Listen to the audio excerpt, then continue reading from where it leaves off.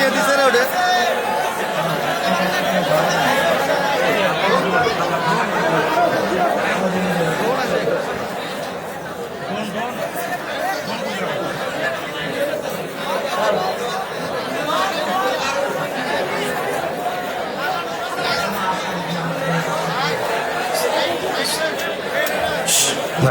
আওয়াজ না, আওয়াজ না।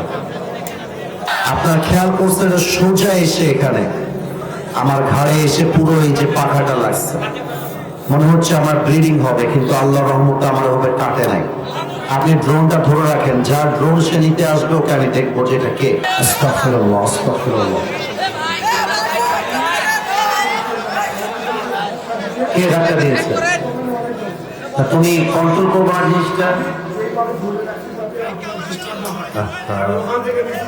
ঠিক আছে, আর ডানে যে বসে যাবা, ড্রোন আরো যাবা না, রেখে দাও, যাও। আর কোনো কথা না ভাইজান, বগুড়ার সুনাম ধরে রাখতে হবে, বগুড়ার বদনাম হতে দেওয়া যাবে না।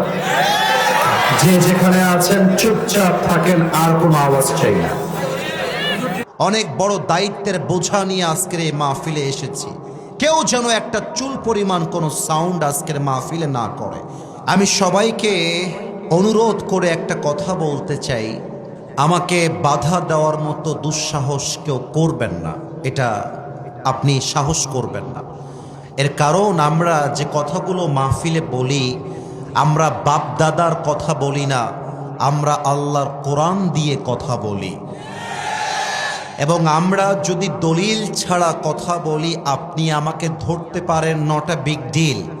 বাট আমি যদি হক কথা বলার জন্য আপনার বিরুদ্ধে যায়, আর আপনি যদি আমাকে দলের বিরুদ্ধে যাওয়ার জন্য আক্রমণ করতে আসেন, আপনি যেই হন, যুবকরা কিন্তু আপনার পিঠের চামড়া একটাও বাকি রাখবে না বগুড়ার ভাই। এটা আমি শুরুতে ডিক্লেয়ার দিলাম এই জন্য, কারণ আমি হক কথা খুব বেশি বলার জন্য ট্রাই করছি ইদানিং সময়। আমি দেখতে পাচ্ছি অনেক লোক যারা মাহফিলে আসে, তাদের মধ্যে দুই একজন লোক হক কথা সহ্য করতে পারে না। তাদেরকে বলতে চাই, প্রিয় ভাই, তুমি মাথায় রাখবা, এটা 5 আগস্টের আগের বাংলাদেশ নয়, এটা 5 আগস্টের পরের বাংলাদেশ। এখানে আমরা হক কথা বলবো বুকের পাটাকে উঁচু করে। আরে আমরা বিশ্বাস করি, আমাদের শহীদ ওসমান হাদি শিখিয়ে দিয়ে গিয়েছে, বিড়ালের মতো 500 বছর বেঁচে থাকার কোনো দাম নাই, বাঁচতে হলে সিংহের মতো 1 ঘন্টা গর্জন দিয়ে আমরা বাঁচতে চাই।